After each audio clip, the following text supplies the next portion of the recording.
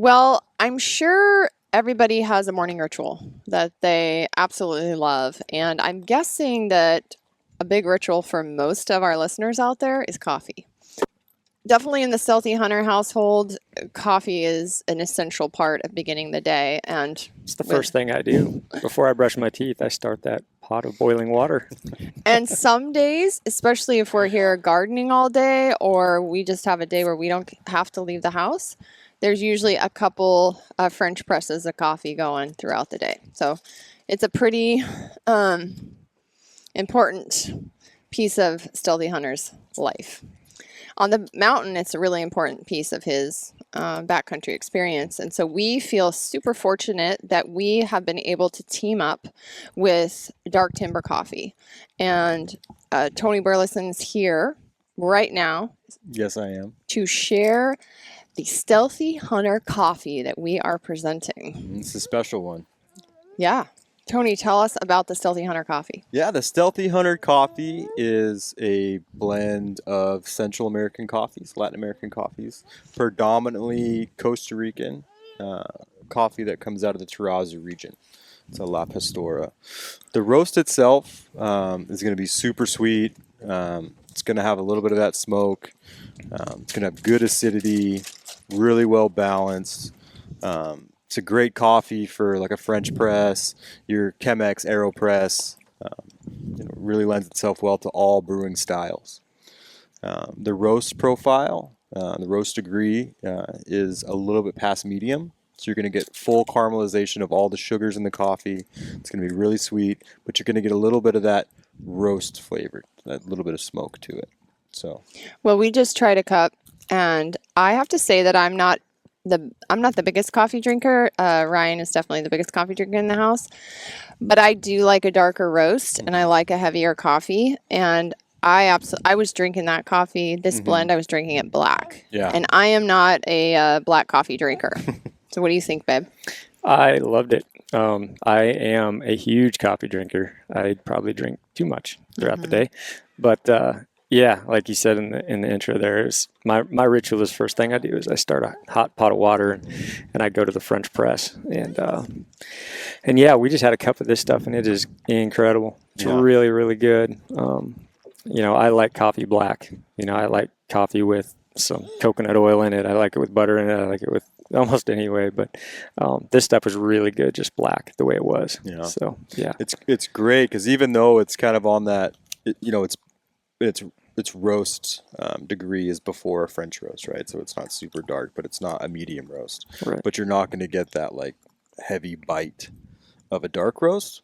It's still going to be super smooth and super sweet, right? But you're going to get a little of that substantial sort of roast flavor too. Right. Yeah, it was nice and rich, which is how I like it. And and Hilla said this. She likes it. She puts a lot of coffee in the French press. When she does like a strong coffee. My mom taught me that. She drinks really strong coffee, and I just... Well, your mom is a freak when it comes to coffee. She literally goes through half a bag in the morning, I think. Coffee. Yeah, seems like my kind of person. I'm more conservative, and I don't go that route, but I like it to last. And I do like it, a real rich flavor, but I don't go crazy and put, a cup of grounds in my French press in the morning. So yeah.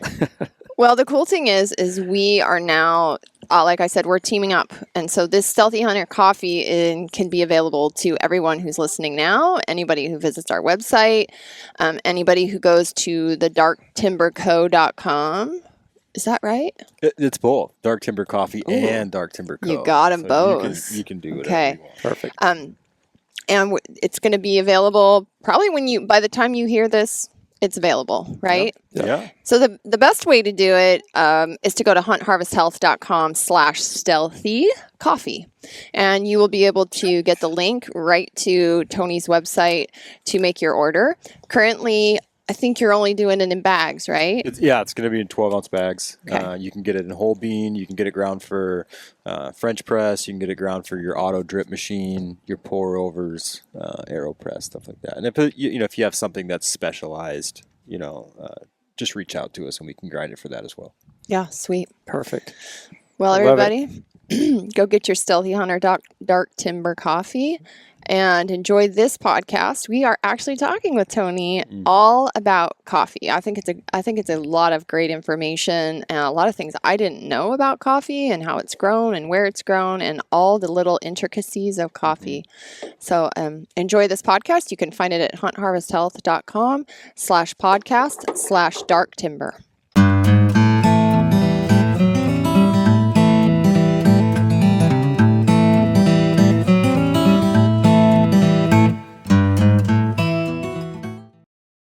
Welcome to Food Friday here on the Hunt Harvest Health podcast, where we dish out food topics, recipes, and answer your questions related to food, food prep, and nutrition. Find our recipes and tips on our website at huntharvesthealth.com. All right, so today on the Hunt Harvest Health podcast, we are pretty fortunate to have on a guy who knows a whole heck of a lot about coffee. Tony Burlison, how you doing today? I'm doing great, thanks. Hi, Good to hear. Tony. Hi. Good to hear. Yeah, we this is going to be exciting for me because I don't hide the fact that I absolutely love coffee. I love coffee when I'm not in the mountains. I love coffee when I'm in the mountains, and I think today's guest is going to be really cool to just kind of learn more about everything about coffee, from the history of it, maybe if we can get into that, to what we can do as hunters and what we can take into the backcountry to kind of help our game back there.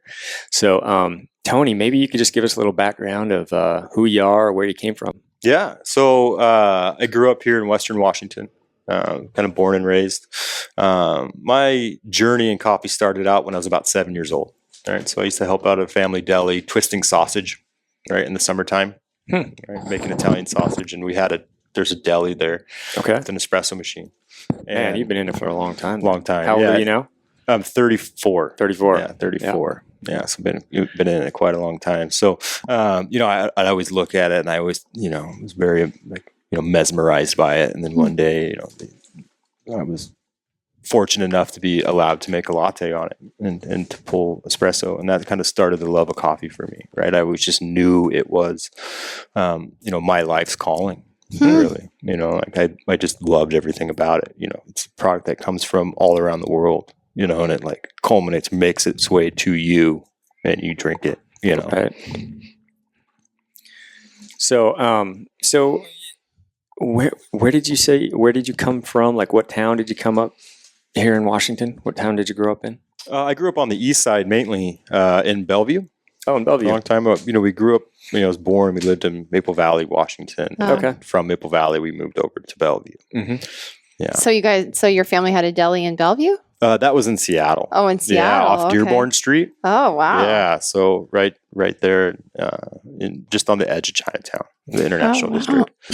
So when did you start drinking coffee? About that age. About that age? Yeah. Holy I think smokes. my first sip of coffee is right about there. So Wow. yeah, That's What's impressive. your like cultural background? Italian. Italian. Yeah. So you guys drink coffee and wine and do whatever the heck Very you much want so. from an early age. Very much so. There's no age limits on Sure, that kind of stuff. sure. When you're sick as a baby, you get a little bit of whiskey in your bottle. There you go. Knock you Hmm. out of those little things. Yeah. Yeah, I think my first cup of coffee was I was about 24 years old, Mm-hmm. and I was in Russia Right. in a little tent camp. The river was flooding. We were bored out of our mind. We just couldn't get we couldn't get on the water because we had this massive flood. Mm-hmm. And so we're all sitting around, and I had always just like shunned it. I didn't want any coffee. I didn't want to get like stuck on coffee. That was my Right. mindset back then.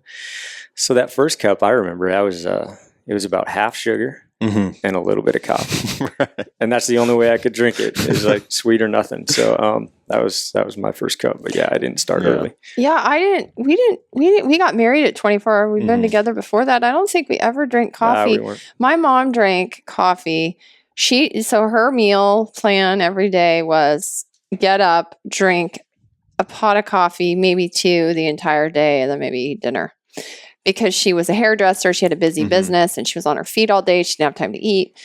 But this was back in the 80s and 90s when Equal came out. Right. Toxic neurochemical. And as many of you would call that, NutraSweet. Right. And she would drink like all this coffee, and she had those little blue packets Mm-hmm. equal. And that's always I thought of this disgusting coffee with the blue packets. And of course, back then I didn't realize it was a neurotoxin, but it just tasted so weird.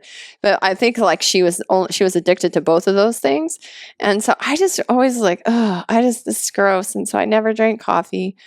And then, I don't know. Yeah, I think you came back from Russia and you Yeah. were drinking coffee. Yep. And, we started once in a while. But Ryan been is the coffee person. Addicted ever since. Right.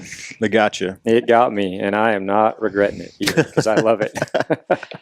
My Yeah. life would not be nearly as good if I didn't have coffee. I completely agree with that. Yeah. Why is that?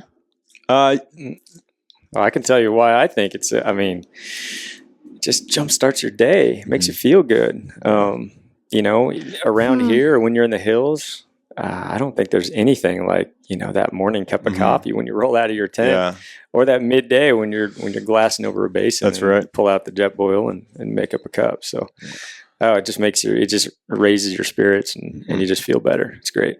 It really does. And, for me, kind of that same thing, it adds a little bit of clarity for me, right? So if I'm up, whatever, I'm waking up in the morning, I'm still kind of, asleep or whatever, as soon as you have that first sip, it's just like, now you can game go on with your day. Yeah. Game on, where if I don't have it, you kind of feel like you really haven't started your day. Little foggy. Yeah. No it's clarity. definitely a ritual too for me. It's like getting up and making your coffee and, Right. being able to sit there and enjoy it, Do you feel like it's an addiction? not at all. Can you explain No, I that? can stop at any point. Yeah. I can stop anytime I want. I just don't want to. I just don't want to. Yeah. I'm not, caffeine definitely is a stimulant, right? And, Right. there might be some level of an addiction there, right? I mean, but you can say that about a lot of things, right? Things that, I think if you're going to be addicted to anything, and if coffee is that one thing, I don't think that's so bad. right. Yeah, I At least think that's what I tell I think myself. coffee's interesting because I'm kind of opposite of Ryan. Mm-hmm. I actually really like coffee now. The taste of it. Yeah. There's something now. Maybe just I'm an old lady. I'm not that young kid looking at my mom like, why do you drink that? But now I kind of get it. It's like a ritual. Yeah. And now I drink coffee with my mom in the morning when I'm with her, and it's like a ritual. Social experience. But I don't feel that good when I do a bunch of caffeine. Right. And so my experience of it, but it also depends on my stress level and how I'm feeling, and like if I didn't sleep at night, right? Mhm. How my adrenals are functioning, whatever, all that stuff. But I have that thing where I like that there's like an emotional connection to that moment, even with Ryan and I, because we don't get a whole lot of time together. And when we have coffee together, he blends it up, we make our special coffee. I like that moment. But sometimes for me, a couple hours later, I'm like, why did I drink that? It's just because of my biochemistry is a little different. So for me, sometimes choose a decaf because then I can enjoy that emotional response of the coffee and not get that caffeine stimulant like high. Ryan doesn't ever get that. So he, like that clarity you talk about, I get that clarity. And if I was going to go out and like ski or do something good, I get that. But sometimes if I'm just sitting at work or on the computer and not doing much, it's too stimulating for me. Okay. So that's where my question of the addiction comes in. Right. Like Hillary's a lightweight. It doesn't matter what it is. I was going to ask that question. Yeah, she could take a thimble of red wine and she's like, she can't get up the stairs. Yeah. Look who's talking. A lot of times, me too, but not with coffee. And you're sure it's like, are you having like stomach problems where, you like get upset or something? Because a lot of times it's going to be, she gets jittery. Okay. Because the caffeine can do that, but also the roast, right? So and different types of coffees will do that to you. Some that are high in acidity, right? Or even darker roasted coffees, they have that sort of effect on your stomach, right? Because of the carbon that's in the coffee and that kind of smoke mesquite thing that's happening, can really affect your stomach a lot more. Right. Yeah, I've noticed with her because, I see like we'll try different coffees all the time. I can drink any coffee, and obviously there's some I'd prefer, but with her, if it's not like a special blend, like every once in a while we'll hit something she likes it and she'll be on it for like 2 weeks. And then she like hits a wall and then she goes off of coffee for like 2 weeks. We had this coffee from a friend of ours. He gave it to us as a gift, and it was this green coffee bean. Yeah. Stuff Abe gave us. Mhm. It's a green coffee bean that he got from Haiti. His friend had a company. And I would blend that up and make it in the French press. That coffee did not give me jitters. Right. So you're talking about like just the raw green coffee, right? I don't think it was roasted. Was it roasted? It was Green a coffee is going to be real- unroasted. It might have been one roast. No, it it was was a light very roast. light. Yeah, so so take it light into that you maybe could like- still see the green. Yeah, the grass stage is what we call it. And that coffee was so mild. Yeah. It was so good. Yeah. And I did not get the jitters Yeah. from that coffee. So that's what I was talking about, Yeah. that roast process. Yeah. And, coffees that are, the longer they're developed in the roast process, sometimes they're going to have a little bit more of an effect on your stomach, right? Because you're, So that's it. You need a light roast. yeah. Period. And what a lot of times too, in your light roasts, they can be more acidic too, right? So, there's a lot more acidity there. Well, I was doing cold brew for a while. I was making cold Right. brew. That's a great way to do it. Because I did do some research on coffee a while back, because it was giving me, I have that nervous stomach, like you said, Yeah. sometimes, acidy stuff. And we started doing the cold brew, and I noticed that wasn't happening as much. Yeah. But I feel like the cold brew has more caffeine. It has a lot more caffeine in it, right? So no stomach, but now I'm like, yeah, exactly. Yeah, cold brew, you're either going to do a 12-hour, extraction steep Right. time, or you're going to do 24. Like I like to do a 24 with really controlled environment. So like in a refrigerator, like don't leave it on your counter. Like put it in the fridge, it's going to be a lot smoother. But there's a ton more caffeine in that, right? So the more time it's let's say steeping, right? You're leaching out a lot more caffeine. Right. So if you have like gravity coffee or espresso, those are very, very quick processes, right? So you're not gonna extract all the caffeine out of the coffee by doing that. But when you're full immersion cold brew style, you're gonna get it all. Okay. Right. So if you're talking milligrams of caffeine, you're gonna have double. Now, I heard somewhere that there's like this perfect extraction percentage to pull out of like certain coffees. Like each has its own like perfect amount. Like 18 to 22% extraction is the perfect amount. Yeah, if you're looking at like, if you're at real nerdy and you're looking at coffee solubles under a microscope or something like that, or with a very, very high powered light kind of deal, then you can really get into that. We could do it's called ratios. 2-to-1, 3-to-1s. This coffee's tasting really good with a 3-to-1 ratio. Jeez, it's like chemistry class. So you got to like it really is play like with, alchemy. Yeah, alchemy. for sure. That's a very medical good word. So you I got like to that. play with like each different coffee. Every coffee, just like in the roasting process, it's going to live where it wants to live, where it's going to shine, right? So like for roasting process, for instance, you have coffees that want to be roasted a little bit lighter, right? They're going to show their life. They're going to show, they're going to be real bright, real acidic, sweet, and then you have some that want to be a little bit darker into that, what we call full city, right? Where you're caramelizing all the sugars in there and they get real sweet and they really start to, get real soft and nice, good mouthfeel, stuff like that. So, whoa, do they have coffee tasting? Like I feel like I'm in we can Napa right now or something. We do that. It's called cupping. Okay. That's how we grade coffee. It's how I grade coffee. So it's a process of just putting grounds into a cup, right? And then you're going to add hot water to it. And then you're going to do what's called a break. So you're going to break that crust and you're going to inhale, with your nose right when you break that crust. And that's going to sort of, let loose any kind of aromatics that might be undesirable, things like that in the coffee. And it's really going to be strong at that point. And then from there, you're going to get rid of the grinds and then you're going to slurp it just like wine. You're going to aerate it. And you're going to look for any kind of defects or anything like that in the coffees. And that's how we buy coffees. We like cup them and grade them, things like that. But it's very similar to a wine tasting. So let's get back to kind of your background. So you said you started drinking coffee at an early age. Where did that, how did that roll into the career that you have right now? Right. So, going to school, I was just about to go to college and, I always dreamed of opening up my own coffee shop. It's like always been a dream for me. And I think I was 20 years old. I saved up all my money from working and I bought an espresso cart. And I bought my first espresso machine, and I kind of pieced it all together. And then I started Burlison and Company Espresso down in Kent when I was 20. Did that for a while, and then I opened up Vivolo Coffee Roasters in Fremont, in Seattle, and then I opened Tony's on the Trail. It was also kind of, we call it free lard, it's Fremont Ballard in between area, which was the Burt Gilman Trail went right in front of it. Right, so like our morning was all bicycle community. Oh yeah, right. So and then from there, I got picked up by another company here in Seattle, and I was their director of coffee and master roaster for 10 years, almost 11 years. So what do you do now? What do you do with coffee now? Obviously, you've done a lot in the past. You've got some of your own products. Yeah. What are you doing with that? So right now, I'm doing the Dark Timber Coffee Company, which is a new company I started.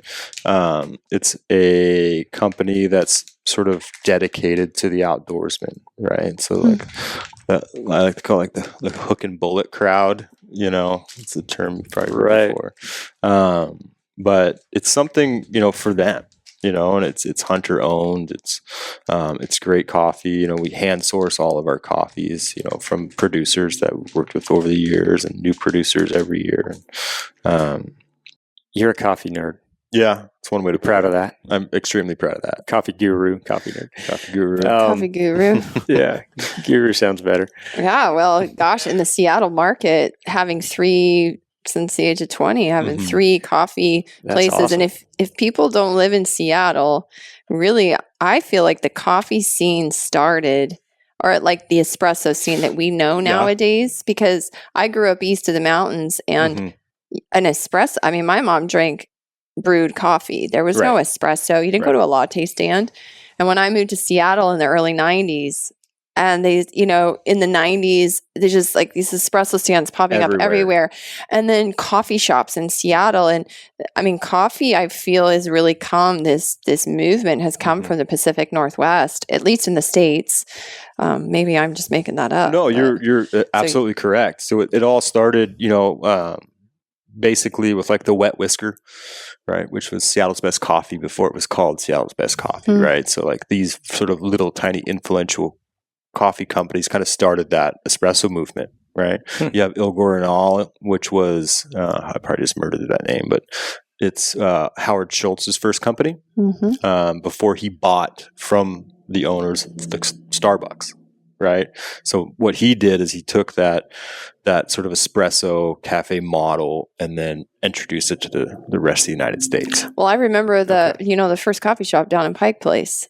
Yeah. In 93, when I moved here, I worked in Pioneer Square. I waited tables at a bar in Pioneer Square. And that was just a little coffee shop. Yep. And, you go down there and get €1, go get a coffee. Yep. Maybe I didn't drink coffee. So to me, it was really not that big a deal. Right. Just pass on by. Now it's like you go in there, it's all tourists taking pictures of this little coffee shop. And it's crazy. It's funny because they market that shop as like the very first Starbucks store, like in its original location, which is really not true. It was never actually in the market. It was actually one block up from the market, right? Where that big one is right now, like their big sort of Starbucks store on the corner, that like anchor location. Like, was it on First? Yep. Yeah, that was right there. Like that was the original one. And then they like moved it down in there. And most tourists will think that that's like where it started. I mean, it's very close. Everybody goes. Yeah, very close to like the epicenter of that, right? It's just a little bit off that target. But like 20 years, that was 25 years ago. What Starbucks is now in just 25 years, how it's basically taken over the globe. You can't go anywhere and not see a Starbucks. Yeah.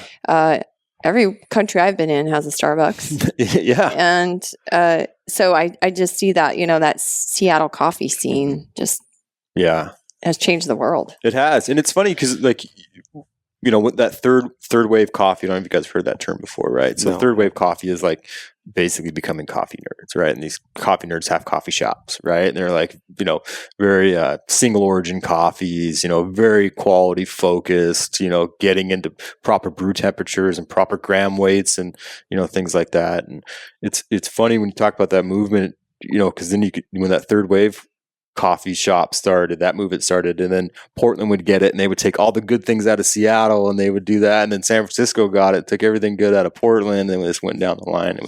It's pretty cool to see that progression in coffee from city to city. Right. Now I've always heard that coffee originated in Ethiopia. Yeah, it's not a fact, but it's kind of where all the first cuttings came from. Exactly, like East Africa. You're talking like Ethiopia. They have all the heirloom coffees are over there. Your Ethiopian Yirgachefs, your Harars, your Sidamos, things like that. Right. Now there's some crazy stories with the history of coffee, like how it made its way to what we're drinking today. Right. Do you know much of that history at all? I know some of it. Yeah. I know some of it. It making its way to like Turkey and by the Romans and things like that. I heard, what was it? I think from where it started there in Ethiopia, it seemed like there's like a crazy story where I think it got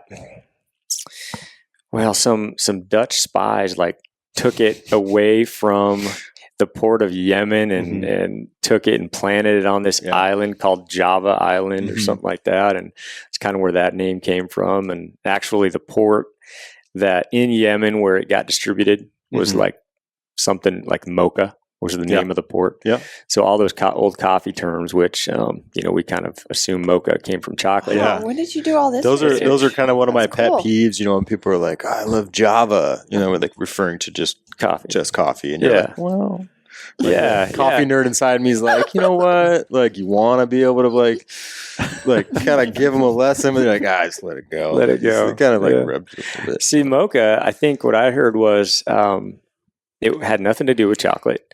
But what it had to do with was the type of coffee that was grown there had a sweetness to it. And people tried to replicate that sweetness by adding chocolate later. And that's where Mocha came from. Yeah. So that's true.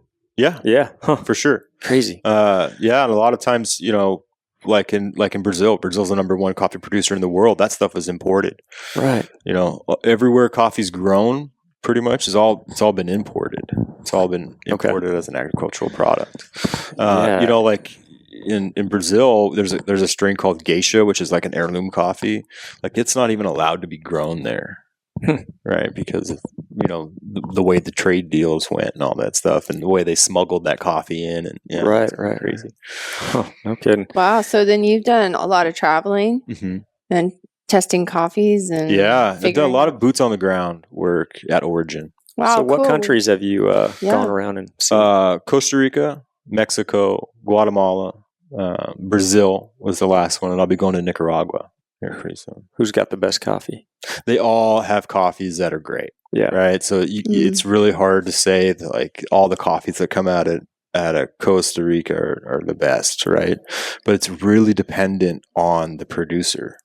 Coffee can be good anywhere. Right, if you're in that coffee belt, right? Sure. So far north and south of the equator, where you have good, climate to grow coffee. It takes that producer in their commitment to quality to produce a good coffee. I mean, you can just grow coffee and let it grow. Your end product's not going to be great. You know what I mean? It might be a fluke and they might be good, but it really takes a lot of work to get good coffee. Like the perfect amount of sunlight versus the perfect amount of shade throughout the day versus there's those variables, right? And then there's like, they got to cut them back. Like, every other harvest year, they got to cut these plants back and they're not going to produce the next year, but then they'll produce the following year, but they're going to be stronger and they're going to produce more and they're going to be healthier, things like that. Instead of just letting these plants go and they're sparse and, they don't take, they don't prune them very well or even take care of them. And it takes like 7 years for that first, like when you first plant, 7 years for it to actually start producing beans. It's actually for a coffee plant to come into maturity, it takes 3 to 5 years to mature, right? You're going to get some fruit right? You're going to get some cherries, which is where the coffee comes from. It comes from a cherry. It's actually a pit, not really a seed, but we won't get into that. Okay.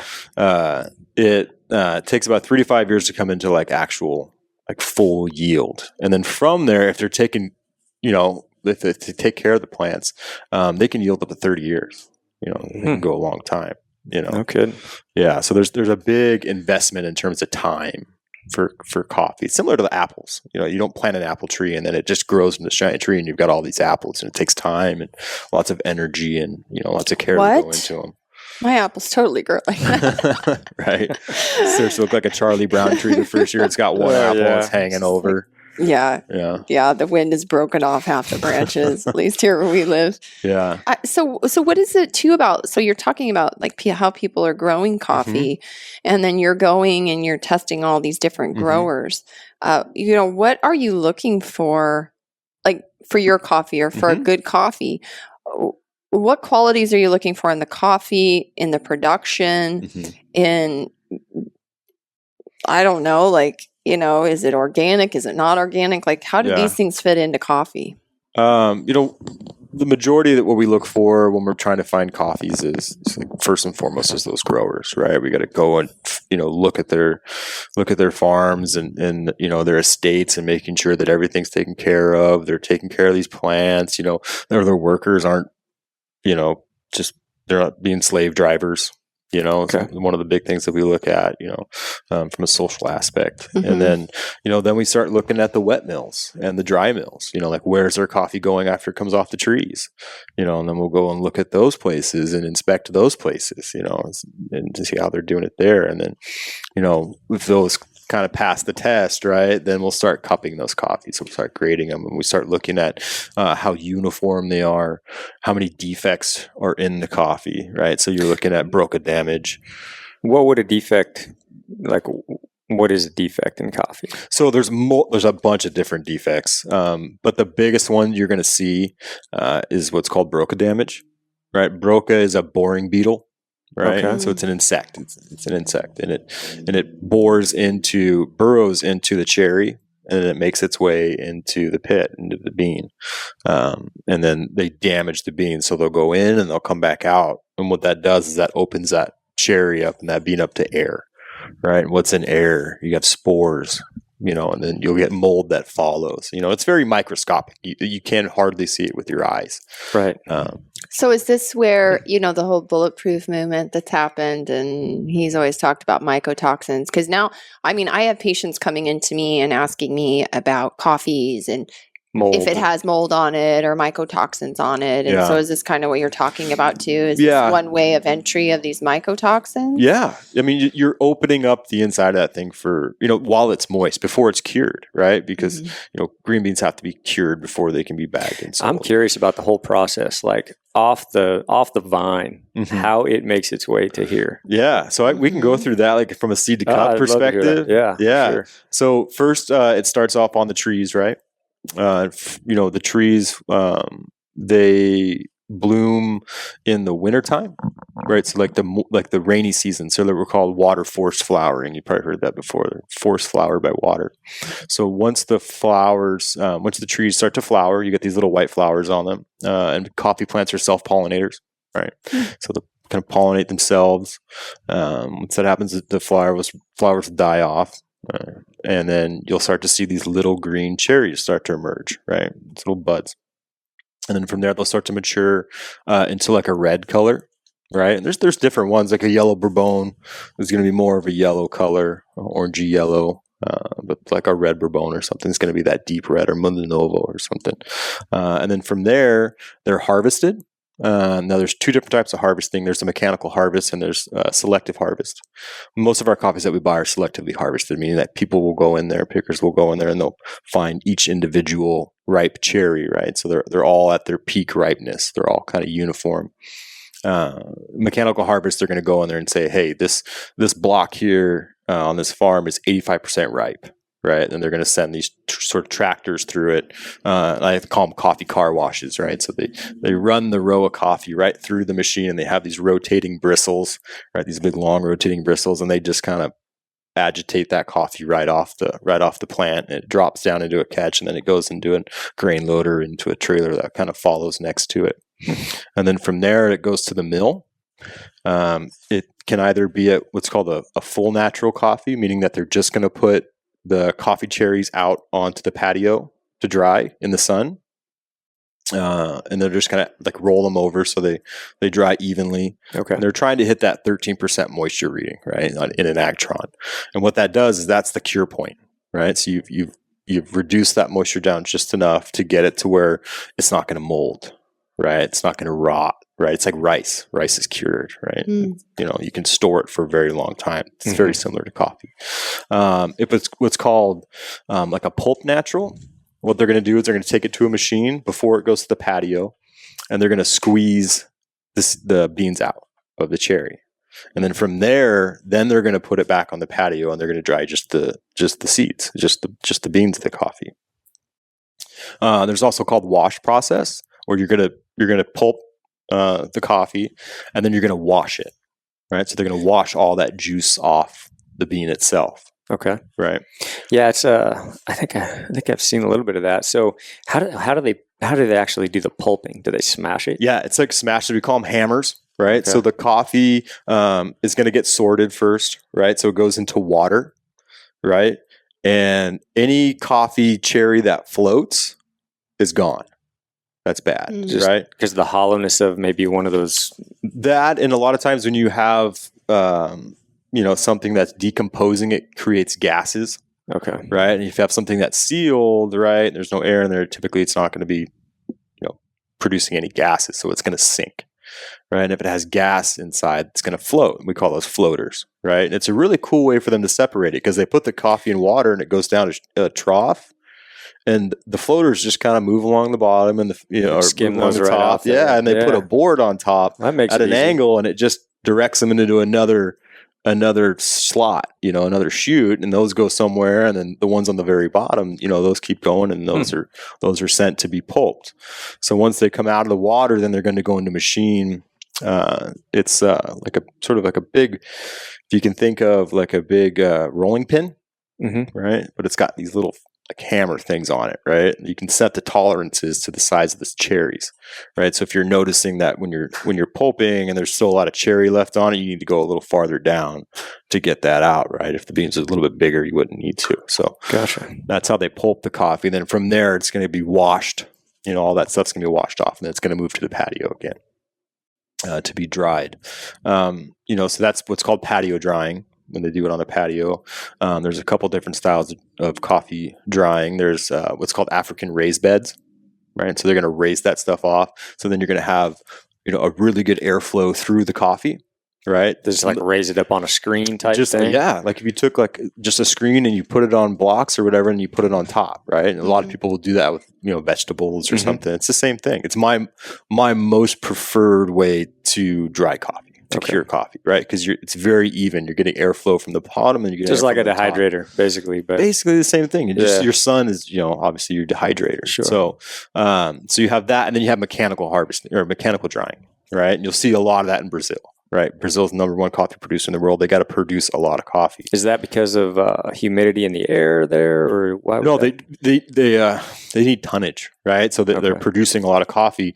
And you know, if you were to patio dry a lot of coffee, you would need huge patios, right? So it's a way for them to up their production. Gotcha. Right? So they can take coffees that are like they're on the patio just for a few days, and then they'll put them in the dryers, right? And they'll just speed that process along, so they can just start moving a lot of coffee. So some of the bigger estates, some of the bigger co-ops you see, you know, they're going to implement some of those, you know, the mechanical harvesting, which is just some guy, or mechanical drying, which is some guy just putting logs into a wood burning stove basically, and then that goes, you know, that heat goes through a tube in the center of the dryer, and you know, dries the coffee out. So, and then from there, it goes to get milled, right? So on a coffee bean, there's an outer skin called the husk, right? And then that's going to be removed, and then from there, the silver skin, if it's polished, will be removed. And then it goes on to be sorted and graded, and then from there it goes into bags. Wow, that's a lot for your bag of coffee. Yeah, and that's just at origin. And then we can talk about what happens. And you were talking about that husk. I think we were talking about that before. Yeah, that's actually I'm talking about the chaff is what we were talking about before. This is the husk. This is more woody. He's got this hot new thing that I can add to my garden. It's going to help my garden along a little better than chaff. Yeah, chaff. It's called chaff. I'm going to add some chaff to my garden. Yeah, it happens on the coffee bean in the roasting process. The bean swells. Right, it gets bigger as you start reducing moisture and as you progress in the roasting process. And when it does that, it like sheds this fine layer of skin that you don't even know is there. Right, and then that gets sucked up into the exhaust, and then it makes its way into what we call a chaff cyclone. Right, as the air spins, the chaff's heavier, and it's going to collect at the very bottom of this thing, and then from there you can do whatever you want with it. Yeah, add it to the soil, and it's very easy as an organic. So when you the first part you were talking about though, you're not removing the chaff yet.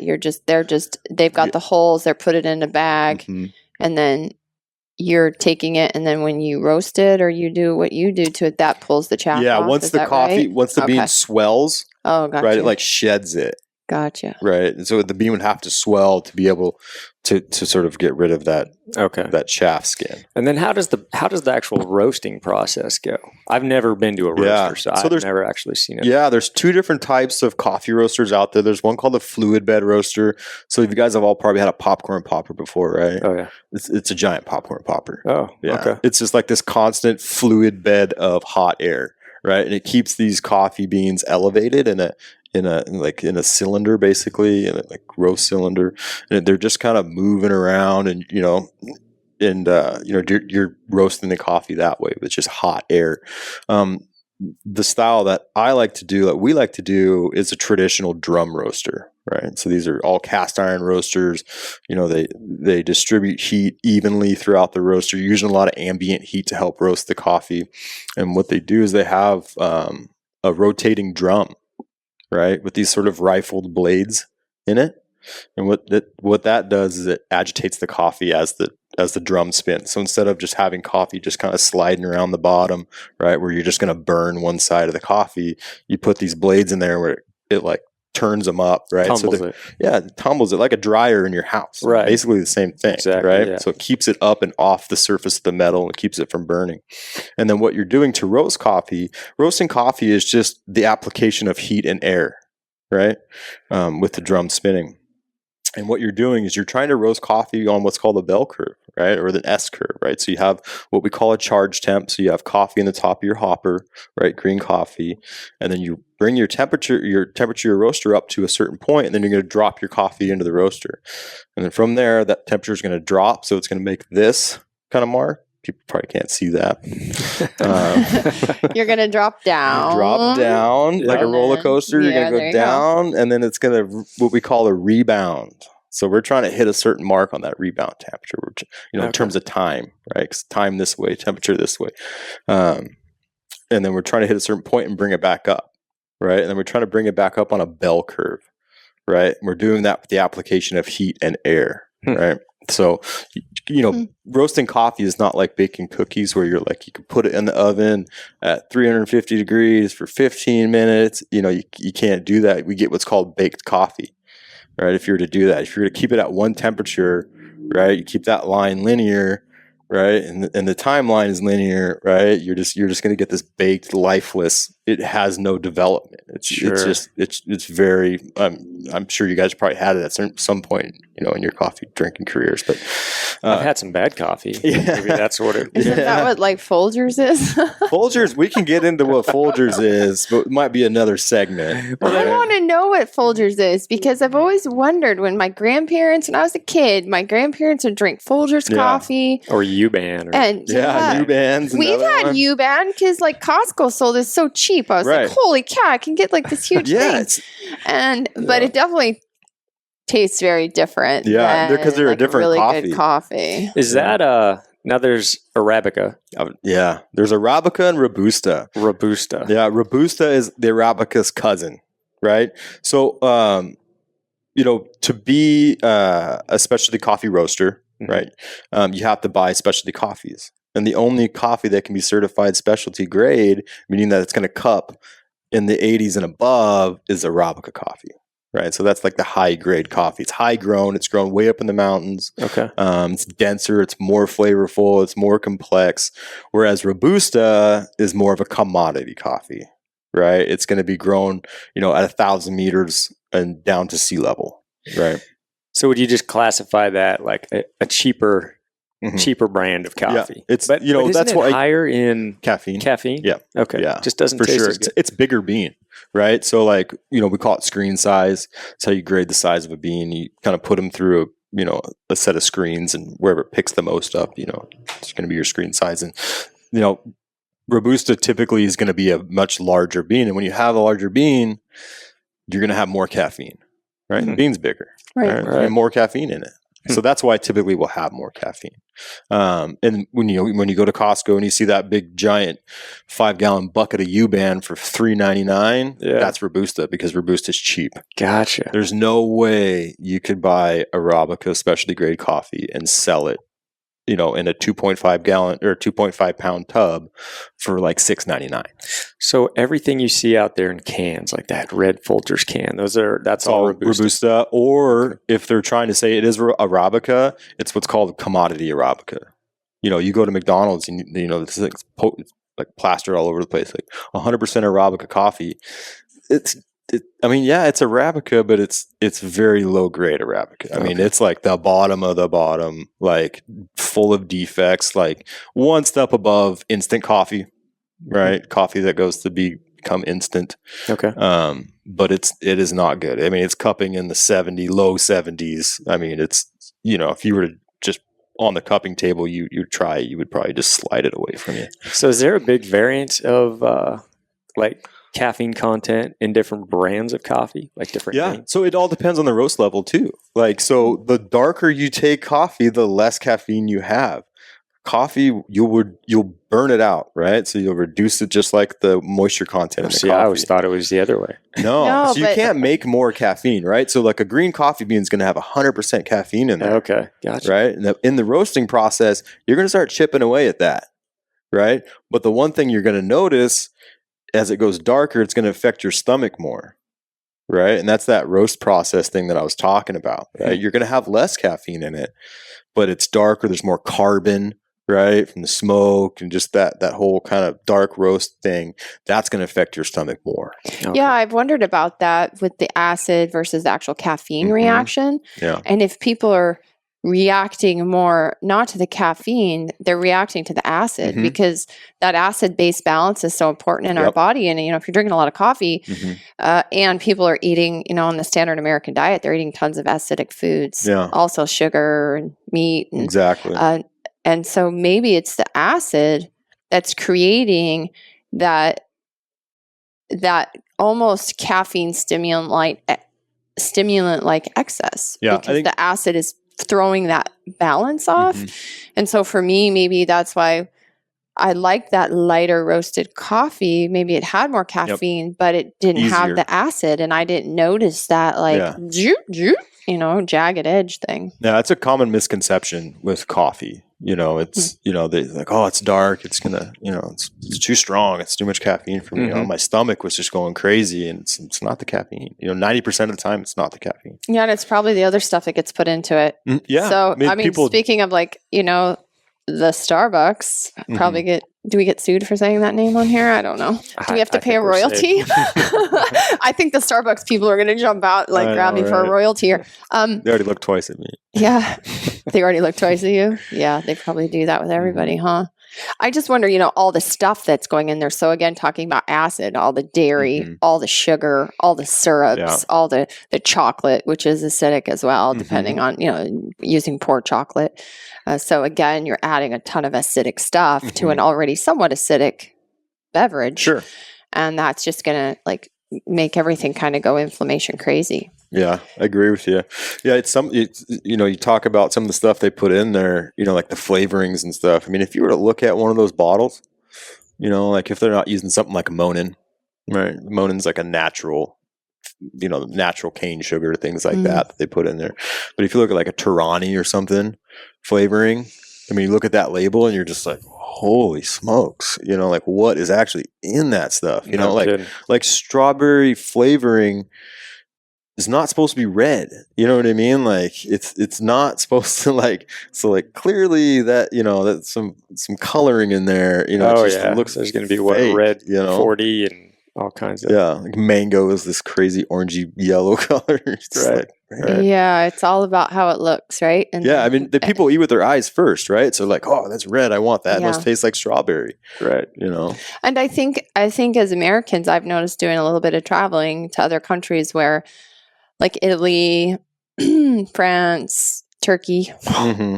The first time you drink like a real Turkish coffee, yeah. Whoa, you're like, just don't drink all the way to the bottom. Yeah, you get some grit. It is really intense, and the Turkish people love their sugar as well. So they eat a ton. They drink a ton of chai, a ton of coffee, and they just dose the sugar into it. It's not very good, but but they're drinking tiny little cup, right? And it's 1 ounce, 1.5 ounce cups. Yeah, it's like.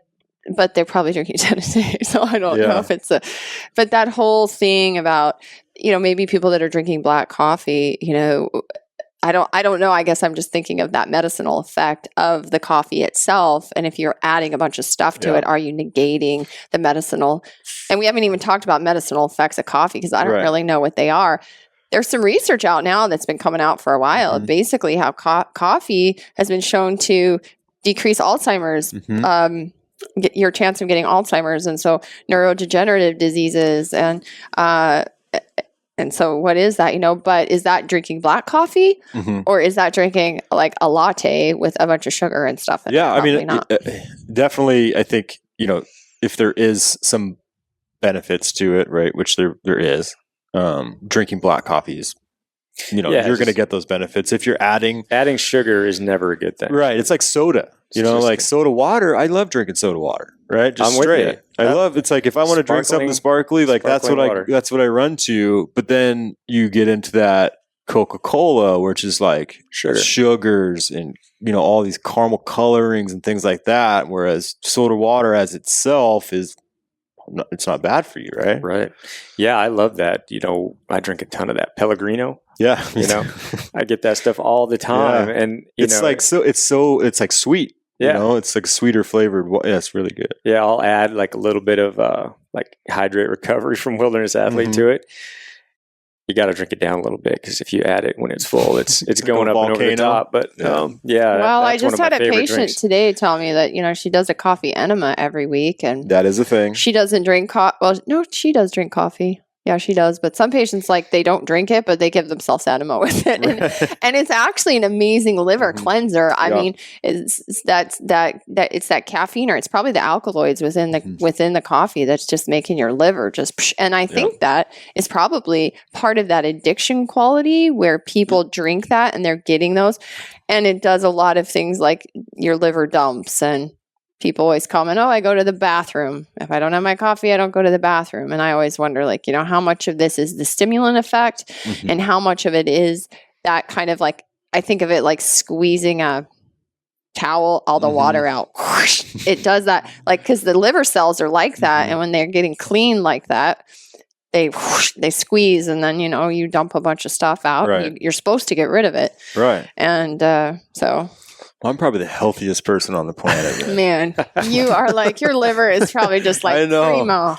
Exactly. Primo. Yeah. Primo I love liver. my coffee, I drink about 2 gallons a day. I'm not taking it in like those ladies are. Yeah. I think I'll just drink it. Take it in the top side, right? Yeah, top side. I know, but you get the effects bam when you do an enema with it. You're like, woo, I love coffee. All the surface area of your colon is getting soaked with caffeine. Bam. So green coffee. Yeah. Yeah. I see it all over the place. Yeah. What's it about? So you're probably looking at green coffee extract. Yeah. It's just it's another way, people's stomachs are really not having roasted coffee. It's another way for people to sort of get the effects of coffee. In terms of flavor, it's about the least flavorful thing that you could ever drink in your life. Okay. Right. Just high in caffeine. You have, like I said, you have 100% of the caffeine, right? You have the most that coffee's ever going to have at that point, right? So what they're doing is they're just kind of steeping it out of there like tea. So they're basically just washing it, and there's no roast whatsoever. Nothing. And What they that's might what do, what's called like white coffee, right? You probably heard that before, like white coffee. That's just taken into the grass stage, right? And that's more of like it's kind of a gimmicky thing, right? So when coffee's unroasted, right, you're not losing any weight, right? And when you're selling things by the pound or whatever, Okay. you make more money. Sure. Right. That's So true. white coffee, it doesn't taste good. It tastes grassy, herby. Like this doesn't have a great flavor, but you're not losing the 16% water, like moisture loss that you would with like a coffee that's taken to its final stage in roasting. Gotcha. Right. So you're making more money with it. Sure. Right. There's more caffeine with it. Yeah, there's an upside to it, on a consumer level, but And people were taking green coffee extract. I mean, like Dr. Oz talked about it on his show, and it was like, because I used to work in supplement sales, and anything that like Dr. Oz had on his show, you could actually watch the sales, like market. at Vitamin Shop or whatever, just shoot straight up, and within the quarter that it was in. So there are people. He did green coffee, I think, and it was just a pill. Or something. People were taking these pills, and it was just selling off the shelves. They couldn't keep it long enough, and so that I'm guessing is that's just a stimulant quality. It's an appetite suppressant. Yeah, and so is coffee itself. You know what I mean? Right. You're not getting anything out of green coffee that you wouldn't really get out of roasted coffee. Right? It's all there. Yeah. Right. But people love like pills, and they think it's making them it's healthier. like a magic pill. I need a pill, and then it'll make me lose weight, right? If I drink a cup of coffee, that's not making me lose weight, probably because there's cream and sugar in there. Right. But 6 pounds of sugar. it's like, take these pills, and you won't have an appetite. Right. I think it's something new. Right. It's like It's a new coffee's been fad, right? around. Dr. Oz is probably paid by a company to maybe talk about stuff like that. Well, what's interesting is he was. So for his contract with Oprah, this is a stupid backstory, but Oprah was like his boss for years because she backed his show. Right. And his contract with Oprah, as long as she owned his show, basically was he could not promote any supplement company. So for years, you never actually saw him promote a brand. He could only talk about the green coffee bean. Right. He never talked about a brand. He never sold it. So companies went out. And it was like they were just like raspberry ketones or one, green coffee bean. So he never promoted a brand. But that meant all the millions of supplement companies out there, they could go like, holy cow, Dr. Oz is talking about green beans. He's talking about those too. Those are good for you, but green coffee beans. And so as a supplement company, you could just go and start selling green coffee beans and watch your market share just go huge. Right. And it was like anything he said, but he was not allowed under his contract to actually sell under a brand name. And I don't know if that's true anymore. And he's gotten in some trouble with the FDA because they don't want people, talking about supplements because, we need to have everybody on medications. But it's really interesting to see that fad. And like just drink a cup of coffee, like a good cup of coffee. Yeah. Maybe he just had some stake in the commodities market. He makes a lot of money on. How do I get these hedge funder guys in there and do some speculation and make some money on, my coffee holdings? Oh, yeah. Sure. Well, we're not saying that he just couldn't say it on his show. We're not saying on the backside he wasn't invested in a bunch of companies. Yeah. Who's the biggest green coffee producer, extract guy out there? We'll talk about it on the show because this guy's going to get the biggest piece of the pie, right? Right. So. Right. It's such a crazy industry. All right. Okay. Mr. Guru, how do you make your coffee? What does Tony do when you get up in the morning? Yeah, that's a really loaded question. Yeah, I think. well, I gotta know because I do it a certain way, and I might want to change my way. Are you like cupping every morning or something? If you go into my kitchen at home, it looks like a lab, right? Perfect. So if you look at my counter, there is more coffee brewing apparatuses on my counter than any kind of kitchen stuff. Right? You got glass tubes. Yeah, I have siphon pots with halogen burners on the bottom. Wow. So like a siphon. I'm not sure if you know what that is. So it's like a bulb on the bottom. It's like a round bulb filled with water. Okay. And you have a heat source on the bottom, which is a halogen lamp, right? And you turn this halogen lamp on full blast, and what it does is it boils and pressurizes that water bulb on the bottom, and it shoves all the water up a tube into the top part, which is like a French press. Right, so you're going to add your grounds once the water has left the bottom bulb up to the top bulb. You're going to add your grounds there, and you're going to keep the burner on, right? And you're going to stir it like a French press, let it bloom, get rid of all those gases that are from the roasting process, and then once if you like a 3-minute extraction, a 2.75 minute extraction. Once it hits that point, then you're going to turn the heat source off, and then that bottom bulb is going to depressurize. And then that coffee is going to fall back through a filter into the bottom. Oh man, see, that's what I need in my kitchen. Yeah. We need a bigger kitchen. And then all there's your espresso. gadgets. Make espresso in the morning, or Chemex. Chemex is usually my go-to. Right, Chemex is essentially, if you heard of a pour over system, right? So you're pouring water over grounds, sure, right? Yeah. At a very, very even flow rate, very spiraling outward with the water. It's basically the same thing, right? Gravity coffee is what I call it. I call it gravity coffee, but you have a decanter kind of attached to the bottom, right? So it's how to explain it. It's like a cone on top with a like a vase on the bottom, right? It's like a very flared out. I've actually vase. seen those things and wondered what I've got they one in my are. truck if you guys want to see it. Yeah, I'm going to check it out. I've wondered what those. Sure. What you do with those? Yeah, but they're great. So you do the pour over coffee style, right? You take your filter out, and then you just have this decanter. It's like an all-in-one deal. And you just take it.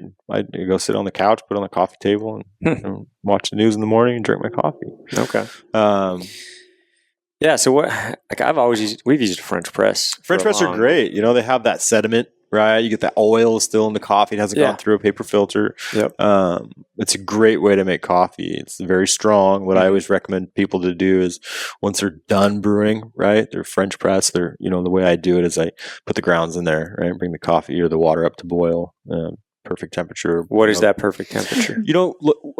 So it's about 185. Right. Okay. And you're going to take your water to 200 degrees. And then as you're pouring it into the French press, there's some heat loss in that. Right? Immediate, right? Okay. So that heat's going to get transferred to the glass, going to get transferred to the coffee. It's going to bring that water temperature down. You want that water temperature, once that happens, to be about 185. Right. So you're going to fill it up halfway with your coffee, put your coffee in the bottom and fill it up halfway, stir it. Right. And you're going to let it bloom. Right, and it's going to release all those gases. So you guys make a French press. You're very familiar with a bloom, right? So the coffee expands, right? Everything gets bigger. So you stir that up to kind of bring that back down. Let it sit for about a minute and a half. Fill it all the way back up, and then plunge it. And then from there, pour it into something else. Okay. Right. It's called decanting. You want to decant that because what's happening is you're just leaving those grounds in water at the bottom, right? So if you don't drink it fast enough, that cup profile is going to change, right? So you'll start, extracting some of those things you really don't want to extract out of the coffee. Some of those. So there's a time frame that you want to let it sit. Yeah, definitely. 3 minutes is usually really good. Yeah. 3 minutes. 3 minutes. You got to set the timer on these things. I'm laughing at that because in my life, I'll make breakfast and then an hour later I'll be like, oh my God, I didn't even eat my breakfast. Yeah. The coffee sits in the microwave 3 different times. The French press has been known to be filled and then sit there for 20 Hey, I'm not knocking it. 20 minutes. And we didn't press it. It's pretty strong coffee. Right. But so is like a French press versus going through the paper filter, does that change any of the acidity effects or not? No, it's not going to change any of the acidity. What it'll have an effect on is the body.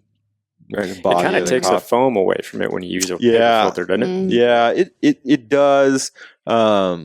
Take some of that away, right? So what it's doing is it's grabbing those coffee oils. It's not letting a ton of them out, right? Not a bad thing, right? It's definitely not a bad thing. But with a French press, you're just getting all the oil. Like if you looked at the very surface of the coffee in your French press, you're going to see a sheen on it. Oh yeah, right? Like That's an oil slick. Oil, you get that oil. With the filter, it's just going to hang back a little bit. Now, there's a filter style out there called the waffle style, which lets some of that out, which is kind of cool. But, Interesting. Yeah, I've always wondered because we've kind of from over the years we just used to use a drip system, and then we've had everything. We went to a Keurig at some point. Not like the Keurig for whatever reason. It's never strong enough, and it just wasn't that great. And then we went to the French press, and it just seems to be perfect. Yeah. I mean, you get what you want out of it, out of the French press. You can get it real strong. It's super easy. Super easy. Like you boil up some water. There's no filters, right? You're like, dang, I'm out easy of filters. to clean. Yeah. And I get all those grinds, that grind at the end, right? Which goes into my garden. So that's perfect. It's a good deal. Yeah. So cool. Well, freeze dried coffee. Yeah, let's talk about freeze dried coffee. Because I see a lot of backpackers and hunters. They're going into the hills, and a lot of folks are packing these little packets because they're lightweight. Right. Super easy. There's tea bag style I've seen from Folgers. But you sent me a care package not that long ago, and you had your own little backcountry system. Right. Let's talk about that. Yeah, for sure. Because it was awesome. I mean, I'm glad you liked it. Oh man, the tea bags that I've always used, which I never liked, was that Folgers brand. It was just a lightweight little tea bag type thing, and like 6 grams of coffee in it. Yeah, it's like Folgers tea. It's too little. The taste is bad. It's just undesirable. And I know a lot of guys use like the Starbucks. What is that? Vios. I just don't do Starbucks. I got my issues with Starbucks for a variety of reasons we won't go into. So I've really? never. You're not going to go into that? Yeah, sometimes we can't even get coffee because there's only Starbucks. But I like how you stick to that, right? Like break down and you're like, it's the only place. One thing you will learn about Ryan. Once he makes a decision, there's no going back. Folks out there, you want to cross him, there's no going back. And Starbucks did it. So I'm a concealed carrier, so apparently I'm not welcome there. And once they said that, I was done with Starbucks. Good. So, but anyway, let's talk about your system. Yeah.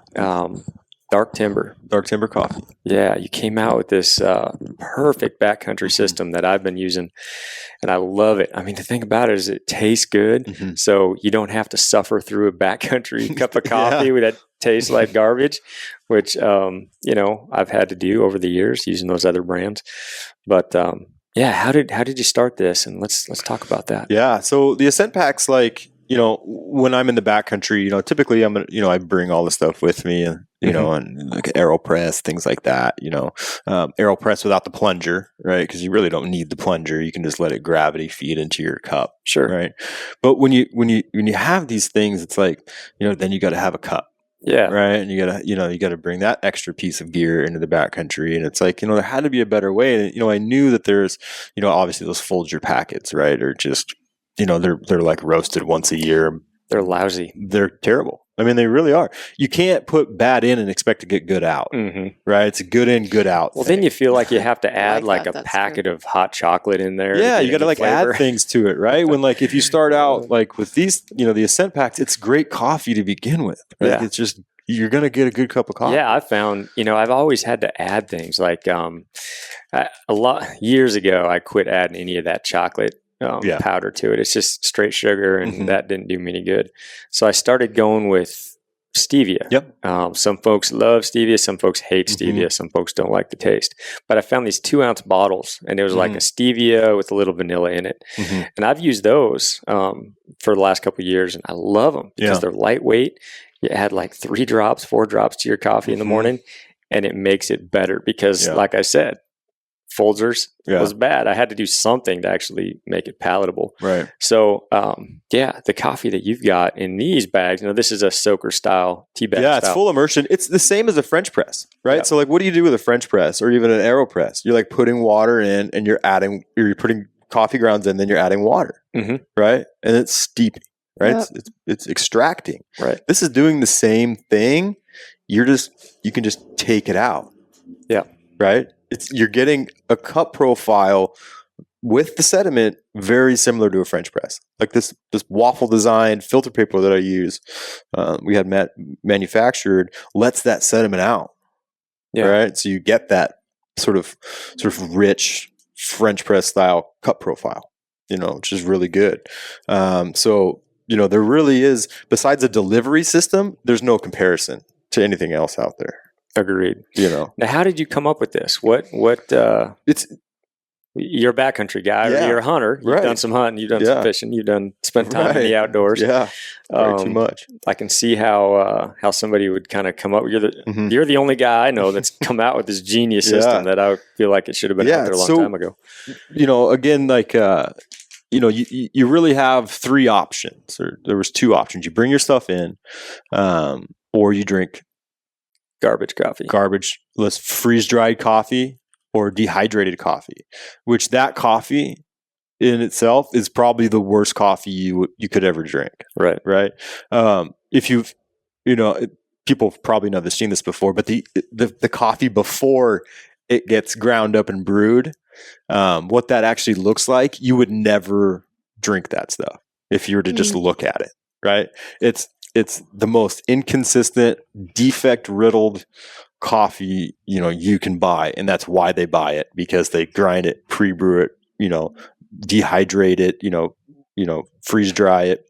They blast furnace it, where they send it through a tube of fire, basically, and it dehydrates all the water, evaporates all the water, and all that's coming out is this burnt to a crisp coffee solubles, right? That fall to the bottom, and then they scrape them up and put them in those packs. And the coffee is probably the lowest grade coffee you could buy, right? So that's why people are like, I got this freeze dried stuff, these crystals, Folgers crystals, but they're just garbage. And so that same thing, you can't you put bad in and expect good out. It's good in, good out. So where did you get the beans for the coffee that you're using? Where did you find this? So these, there's this Colombian Supremo, which is a single origin coffee. It's a direct trade coffee. It's coming out of Colombia, the Medellin region. So that's what's in the majority of our packs. We also have the G4 blend that you can put in the Ascent pack as well. And that coffee comes out of Central and South America. All right. So Guatemala. I think that's the kind Brazilian. I think that's the kind that you hooked me up on, was that G4. Yeah, blend. G4 blend. I gave you a bag of that G4 blend, and then I also gave you the package. The Scent pack was the Colombian. Yeah. Okay. Yeah. It was good. It was really good. Mm-hmm. It was like my morning cup of coffee back at the house and on my French press, but it had a really good flavor to it. Yeah. It was phenomenal. So No, I stole some of them, took them on a trip, and they were good. She did. Yeah. My backcountry stash, she got into it. And took it on a trip. We'll make sure that gets, Ryan gets all this stuff, and I got to steal it sometime. Yeah. But to get back to like how this package came about, like how this style came about. So I was thinking about it, and it's always been the question, like, how do you get good coffee into the backcountry for guys that like don't want to bring in all the gear, the foldable pour over systems and the extra cups and things like that? How do you get them to drink good coffee in the backcountry that's not, they're just not reaching for those Starbucks Vias, because they're so easy and they're, full of sugar. They're masking. Everything's masking. They mask that bad taste. But, so how do you do it? And one day I was like, I kind of knew that stuff was out there. And I was like, all right, I'm going to try this system. Sort of a full immersion system, in a bag, and it was called fractional packaging, and I started playing around with it, different styles of filter, and I can never get a filter that really worked right for it. Right. And that's a big deal, it's the filter. So I came up with this waffle design filter, right? So it has, the densities are different. It's kind of in a waffle pattern. Right. So the microns are a little bit different, the filter is a little bit different, right? So it's a little bit finer in one spot and coarser in the other. So it's letting out some of those sediments, right? So you're actually getting a full, sort of French press cup profile with that filter paper, right? So once that happened, then it was like, all right, now we're kind of on to something. Detailing the type of coffees that go in that, you can't just put any coffee into that kind of system and expect it to work. It's got to be a coffee that likes to be brewed like that. You know what I mean? You start going low, like lighter roasted coffee, you start to get into that, city roast is what we call it. It doesn't work quite as well. Mostly full city roasted coffees work well in that system. The nice thing about that system too is once you're done with it, you bury it. It's fully biodegradable. Right. You don't have to bring it back with you. It stays on the mountain. The only thing you got to bring back is that little piece of packaging that weighs nothing. Yep. I mean, you can fold it up and it's about the size of a quarter. You know what I mean, or less. So they're super easy. They're super good.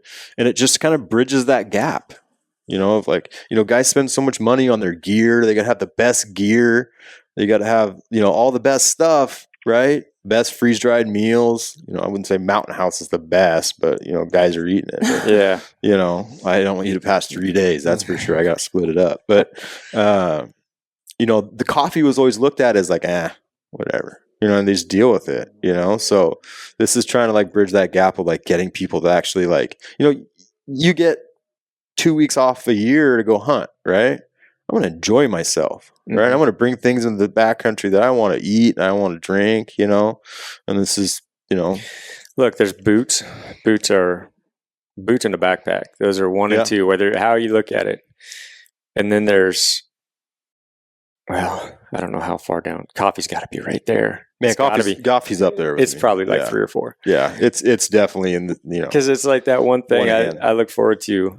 First thing out of the gates in the morning. I'm making a cup. Yeah, and I've suffered through the years through some bad stuff, and now that I've got this, it's a whole new game. Yeah, it's just great. It's a high quality cup of coffee in the morning. So, how are you making this? Like, what's your system on how you're making it? So how I brew them? Yeah, for a backcountry guy like me, I got a jet boil. I'm going back into the backcountry, boil up some water. Yeah, I mean tossing it in. That's pretty much it. So like with the Ascent Pack, you're going to boil your water, and it'll make about a 12-ounce cup of coffee, right? It's kind of its max in terms of coffee solubles, right? I like to do about a 10-ounce, right? So like you can measure that pretty much in your jet boil. Right. And then once that coffee or that water comes off boil, so it stops rolling, right? Give it like another minute just so you make sure that it's down to that, 199 range. Because it has that neoprene sleeve on it, which keeps that heat in, like insulates it a little bit. So I always like to let it sit for a second. And then you're going to add that Ascent Pack to the water directly. That's what I do. I don't like to bring in another cup. Right, it's just more stuff to bring it out. Yeah. So I add it to the water, and what I'll do is I'll make sure that it fully saturates and blooms. Right, and when it blooms, it's gonna float. Right, it's got all that gas in it, it's like releasing. It's like this balloon. Right, and that's gonna happen. That's natural. Right, so what you do is you just take it and you agitate it kind of up and down a couple times, and you're gonna spread those ground particulates apart. Right, it's going to release that gas even more, and then what you want to do is have that Ascent Pack standing up and down, like fully submerged in the water, and you're going to do that for about 3.5 minutes, and then once that happens, take the sucker out and you can drink it. It's just like easy as that. And if you want it a little stronger, you can go a little longer. You know what I mean? You can go to that 4.5 minutes if you want. You know. So yeah, I think the system you've kind of created here is perfect because that's always been an issue. I always wanted to shave weight. I didn't want to pack that extra cup. Obviously didn't want to pack a French press. And also, I think JetBoil has that little thing that you gotta kind of makes it into a French press. I tried that for a while. It was always falling apart. The French presser top. Yep. The plunger top. Yep. Yeah. So there's a hack, and I think Joey was doing it. Yeah. Is putting the Ascent Pack in. I think he was putting it in a French press, but we've been putting it in those jet boils with the plunger top on them and plunging the Ascent Pack like a French press all the way down into the bottom. And you're squeezing it. Yep. And you're squeezing all the sediment out, and then you can just leave it down there if you want. And just drink it. Yep. But it's a really easy way to make it. It's super clean. You're not scraping your jet boil out of the all the grounds and everything, and scraping that coating off it.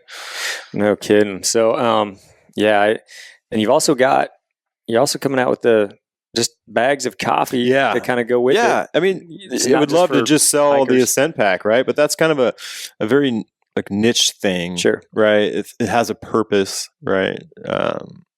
For making a high quality cup of coffee in the backcountry, or if you're on a road trip, stuff like that. Anywhere that it's very inconvenient to brew coffee traditionally. Right. That's where those fit in, Well, it's pretty cool because I do a lot of traveling for my hunting trips. I do a lot of driving, just scouting wise and going to different trails and places.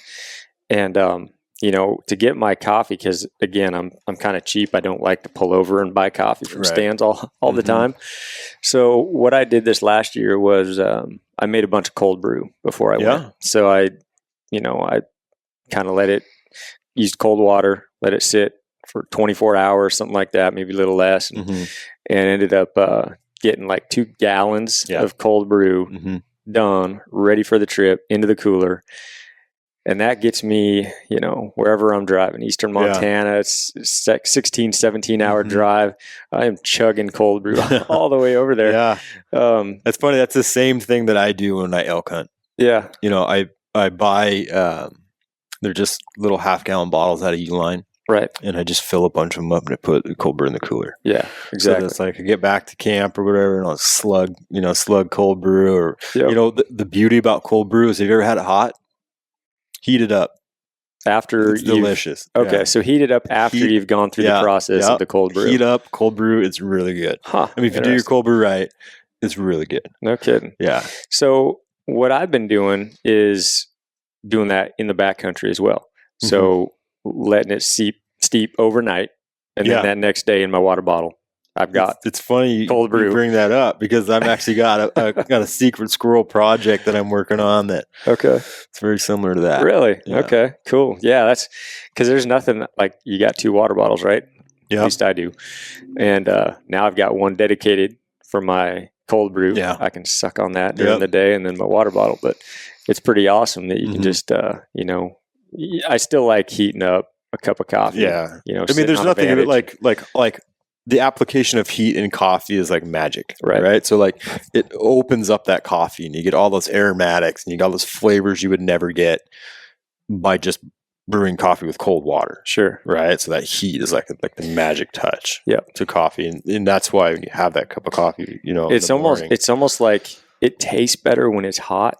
For me, you get, like you said, the aroma and everything, but it works great when it's cold. Yep. Like it's like a shot of adrenaline. Yep. It's just that, it's higher caffeine content, all that. It's just like a shot. And it's just like a wake up call during the day when you've been busting your tail and you're sitting on a Vantage and you're just tired midday. And you can, now that you've come out with these packs, now I can, not just make cold brew for the trips, but I just got to heat up some water and toss a pack in and go with it. So you just grab a handful of them, throw them in your pack. It's as simple as that.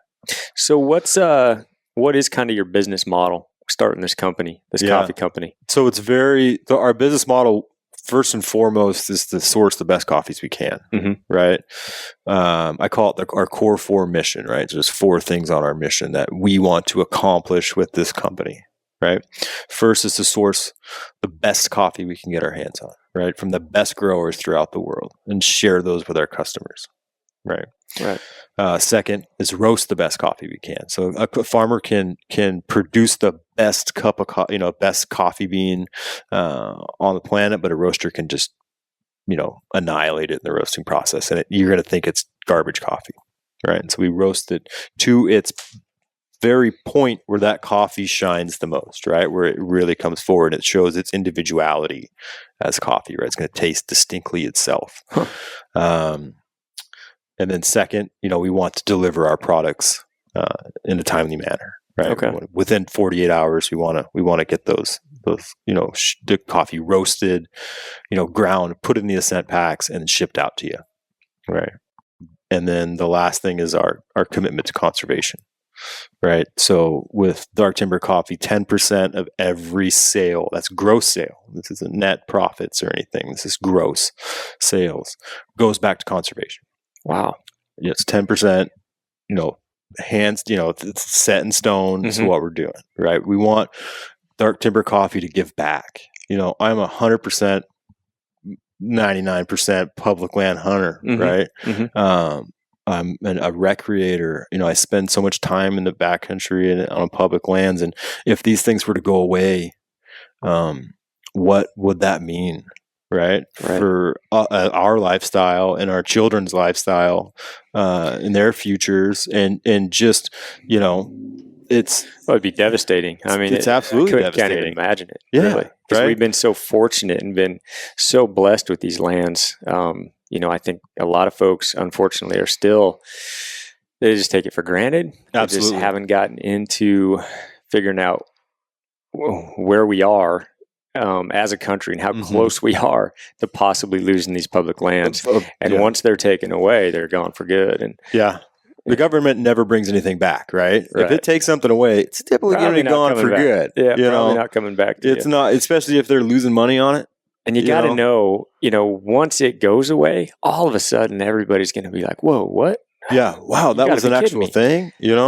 We lost that. Yeah, now we can't go out there, and now you got to pay trespass fees, and we just lost all this property, and now it's private. And if the land, in question doesn't resemble Glacier National Park or Yellowstone, people tend to not care about it, right? They're like, what does it offer me right now?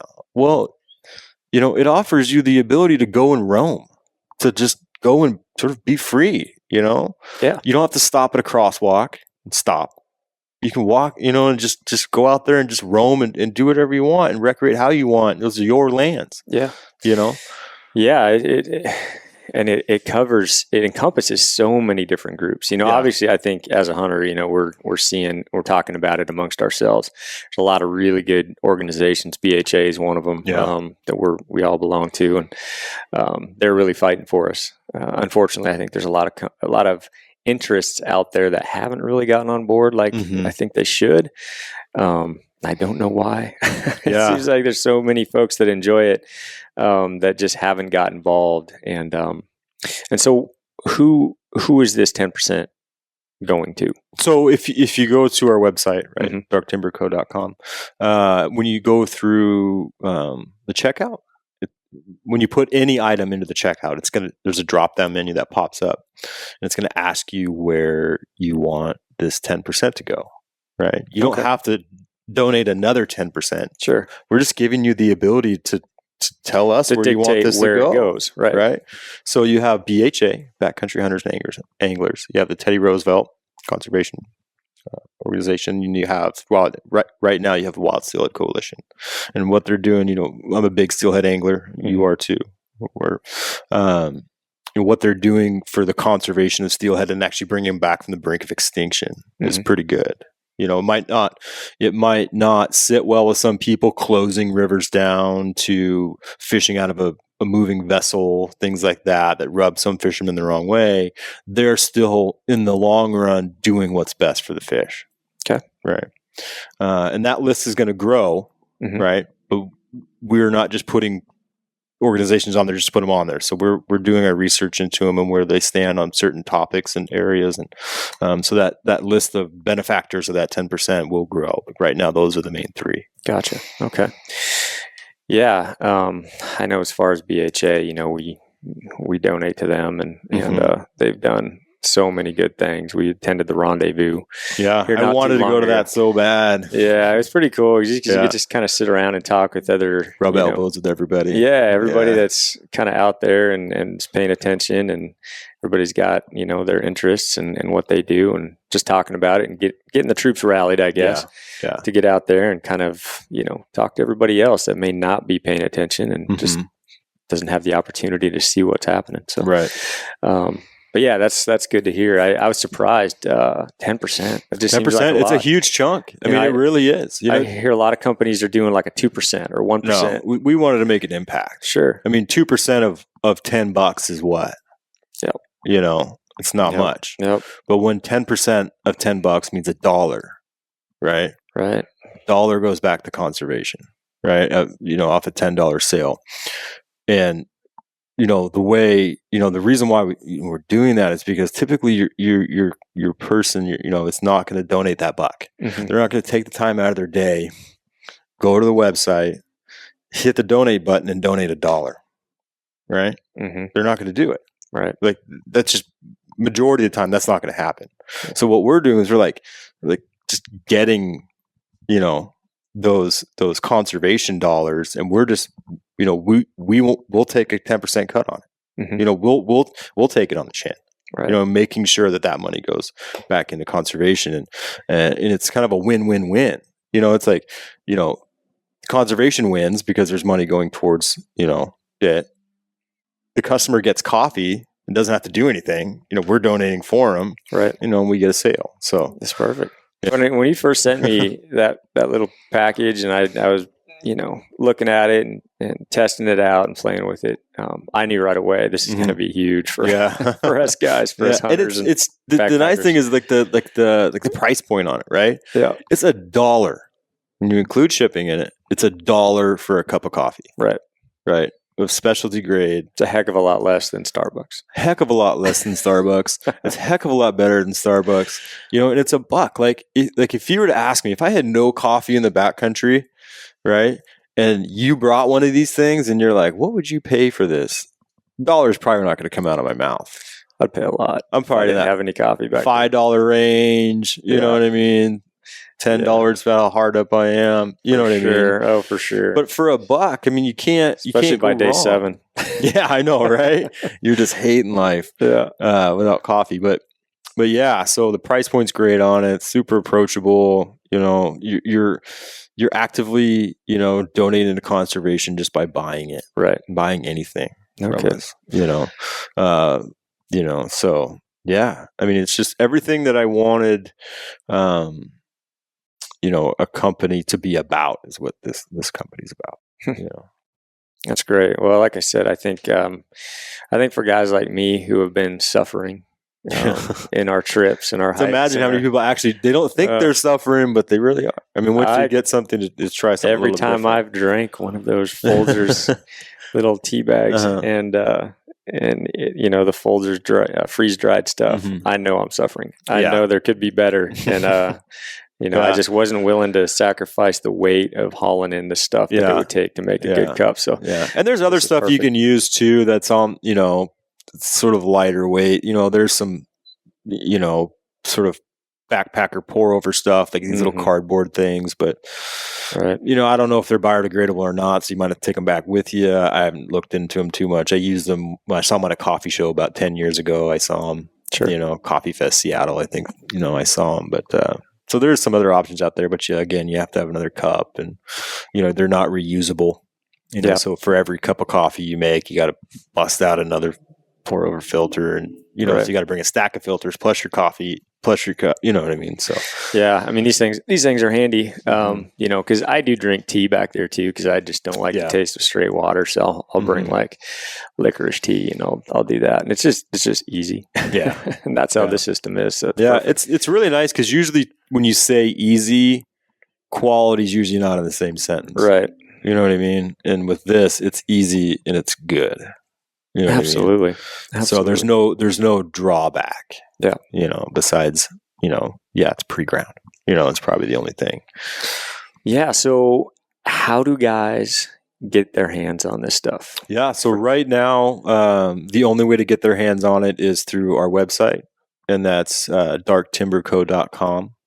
Darktimberco.com. Yeah, darktimberco.com. I spend a lot of time in the dark timber, so that's it. It's a great name. There's a lot of times I've been sitting in the dark timber trying to work elk, and I'm like, drink some coffee. No kidding, right? So that's where that name came from. But so that's where they can get it.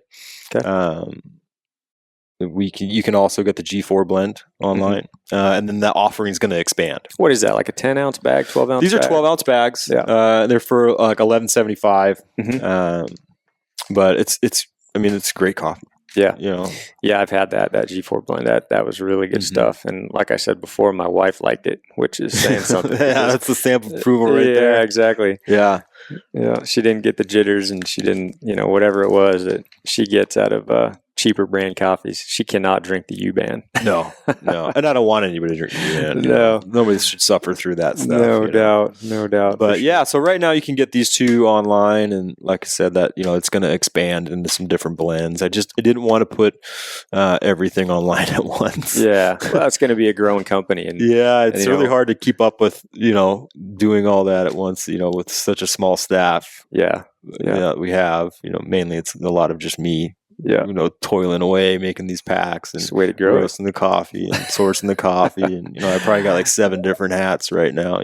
But how much time are you going to have this fall to hunt? Any? There's a lot of product testing that has to happen. Oh, yeah? So I got to have some backcountry time. That's true. I'm hoping by fall, I can at least step away for elk I don't know, man. I think you're going to be pretty busy. I think I don't. so. I don't see you I think- stepping away. I think you're going to be packing boxes and I shipping know, stuff. right? I'm trying to tell myself that I'm going to get an elk hunt this year, at least one. Yeah. You know, whether that's just grabbing my muzzleloader and, you know, hitting the high country here. That's cool. So it's not warehoused coffee on a shelf somewhere where the guy pumps out the order and he looks at the pick ticket and then he runs over to the warehouse and grabs it off the shelf, throws it in a box, and you get it like Amazon.